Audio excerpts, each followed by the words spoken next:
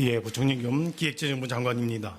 먼저 총리께서 말씀드린 바와 같이 근본 방역 강화와 단계적 일상회복 일시 멈춤으로 다시 힘든 상황에 처할 소상공인 자영업자분들께 송구하다는 말씀을 드립니다. 지금 당장 이분들의 어려움을 조금이라도 덜어드리고자 정부가 마련한 방역지원금 및 손실보상 지원 확대 방안에 대하여 설명드리겠습니다.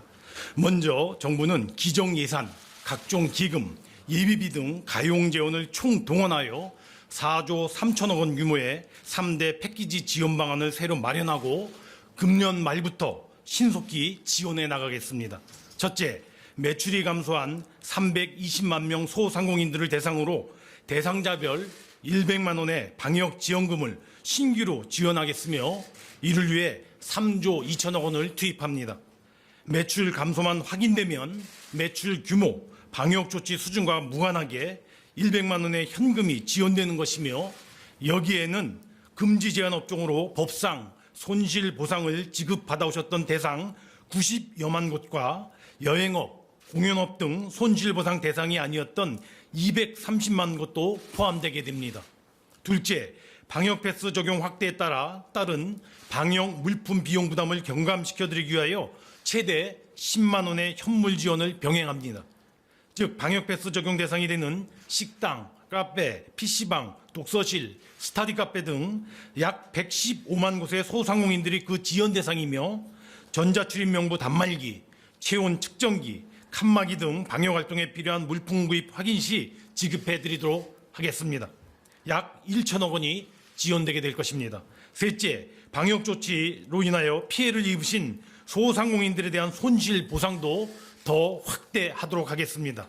현재까지 손실보상 대상은 집합금지 및 영업시간 제한 업종 80여만 곳이 중심이었으나 보다 두텁게 지원하는 측면에서 관련 근거 규정 개정을 통하여 기존 손실보상 대상이 아니었던 이미용업, 키즈카페 등 인원시설 이용 제한 업종 12만 곳을 신규로 포함하여 보상 산식에 따라 추가적으로 손실보상이 이루어지도록 하겠습니다.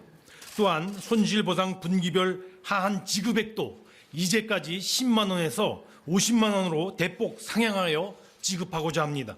이에 따라 손실보상은 내년 예산에 계상된 2조 2천억 원에 근본 1조 원을 추가 확보하여 총 3조 2천억 원이 지급하게 될 것입니다. 손실보상 대상 소상공인분들께서는 손실보상금과 근본에 지급하는 방역지원금을 중복하여 지원받게 될 것입니다.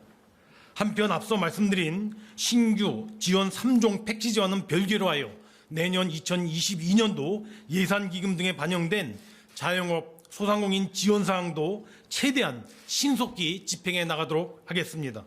먼저 정부는 지난달 11월 23일 10조 8천억 원 규모의 소상공인 지원 대책을 발표하고 시행해 오고 있습니다. 그 집행에 더 속도 내도록 하겠습니다. 특히 손실보상 대상이 아니었던 업종을 주 대상으로 최저 1%의 초저금리 자금을 최대 2천만 원까지 융자 지원키로 하였는 바 35조 8천억 원 규모의 이와 같은 지원 자금이 최대한 신속히 공급되도록 해 나가겠습니다. 아울러 문화, 체육, 수련시설 등을 대상으로 하여 4조 6천억 원 규모의 맞춤형 금융지원 및 시설 이용 바우처 등도 차질 없이 빠르게 지원해 나가도록 하겠습니다. 한편 소상공인들의 생업터전인 지역 골목 상권의 온기 회복을 위하여 내년에 지역사랑 상품권 및 온누리 상품권 33조 5천억 원도 발행되도록 하고 있는 바 방역으로 인한 내수 제약을 상당 부분 완화해 줄 것으로 기대됩니다.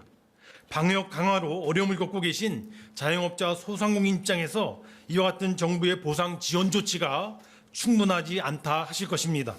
정부로서는 무엇보다도 먼저 이러한 지원책들이 현장에서 적기에 신속하게 집행되도록 최대한 경주해 나가도록 하겠습니다.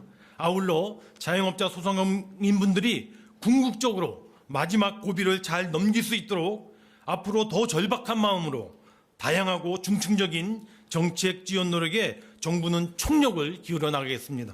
감사합니다.